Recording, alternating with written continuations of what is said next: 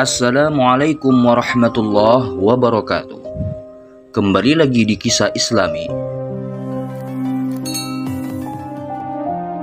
Sudah menjadi hukum sosial bahwa seseorang yang perbuatannya jelek dan sering menjadi gangguan bagi masyarakat, ia tidak akan diperdulikan lingkungannya ketika ia mengalami kesulitan atau bahkan meninggal dunia. Padahal yang namanya manusia tidak selalu dan selamanya seluruh catatannya hitam kelam. Bisa jadi ada yang baik dan bermanfaat walau hanya sepele. Tetapi hal yang kecil dan sepele itulah yang kadang mengundang rahmat dan ampunan Allah.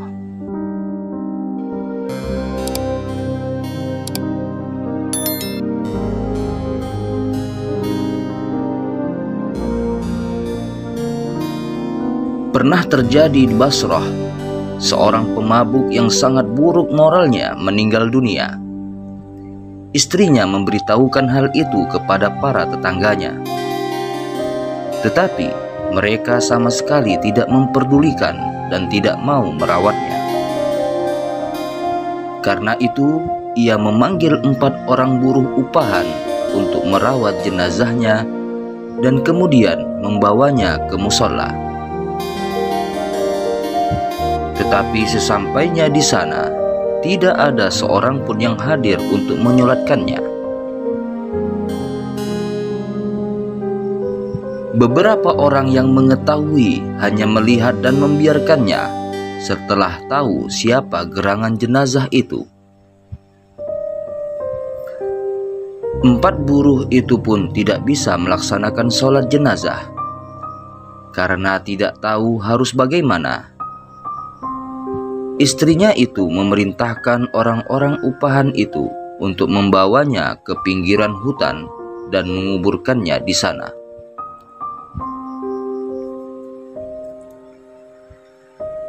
Tidak jauh dari hutan tersebut ada sebuah bukit, yang di sana ada seseorang yang soleh dan sangat zuhud menyendiri untuk beribadah kepada Allah. Ia tidak pernah turun dan berkumpul di masyarakat kecuali untuk sholat Jumat.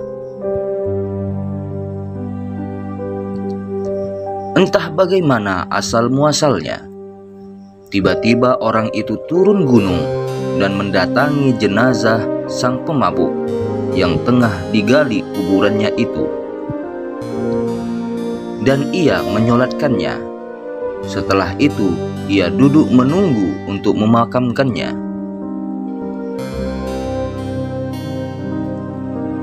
Peristiwa turunnya sang soleh dan zahid dari pertapaannya di atas bukit itu menjadi berita menggemparkan bagi masyarakat sekitarnya. Mereka merasa takjub dan keheranan, sehingga datang berduyun-duyun ke pinggiran hutan tersebut. Salah satu dari tokoh masyarakat tersebut menghampiri orang soleh tersebut dan berkata, "Wahai Tuhan, mengapa engkau menyolatkan jenazah orang ini? Sedangkan ia orang yang sangat buruk dan banyak sekali berbuat dosa kepada Allah."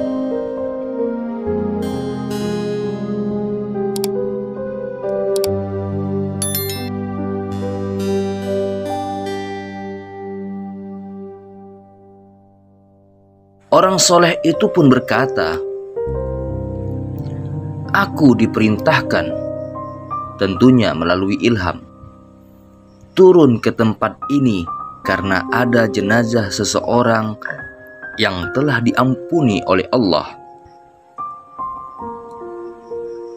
Sedangkan tidak seorang pun di sana kecuali hanya istrinya." Orang-orang jadi keheranan mendengar jawaban tersebut. Bertahun-tahun mereka tinggal bersama orang itu dan sama sekali tidak pernah melihat dan mengetahui kebaikan yang dilakukan olehnya. Sang zahid tampaknya mengetahui kebingungan masyarakat. Karena itu, ia memanggil istrinya dan berkata, "Bagaimana sebenarnya keadaan dan perilaku suamimu itu?" Sang istri berkata, "Seperti yang diketahui banyak orang, sepanjang hari ia hanya sibuk minum minuman keras, khamar, di kedai-kedai. Pulangnya di malam hari dalam keadaan mabuk dan tidak sadarkan diri. Seringkali ketika ia tersadar di waktu fajar, ia mandi dan wudu, kemudian sholat subuh. Tetapi di pagi harinya ia kembali ke kedai-kedai untuk minum khamar seperti biasanya. Hanya saja di rumah kami tidak pernah kosong dari 1 atau 2 orang anak yatim yang ia sangat menyayanginya melebihi anaknya sendiri. Dan di waktu sadarnya ia selalu bermunajat sambil menangis sesenggukan, 'Ya Allah, di bagian jahanam yang manakah akan Engkau tempatkan penjahat, yakni dirinya sendiri ini?'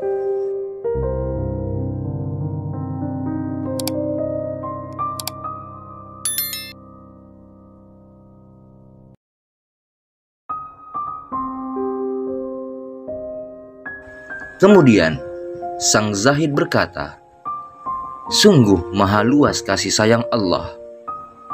Mungkin karena sangat sedikitnya kebaikan yang dilakukannya, sehingga merasa rendah dan hina di hadapan Allah. Dan juga kesabarannya menanggung kehinaan dan cibiran sinis dari lingkungannya yang mengundang rahmat dan ampunan Allah.' Mendengar penjelasan itu, anggota masyarakat yang hadir segera ikut menyolatkan jenazah pemabuk tersebut dan ikut serta menguburkannya. Subhanallah.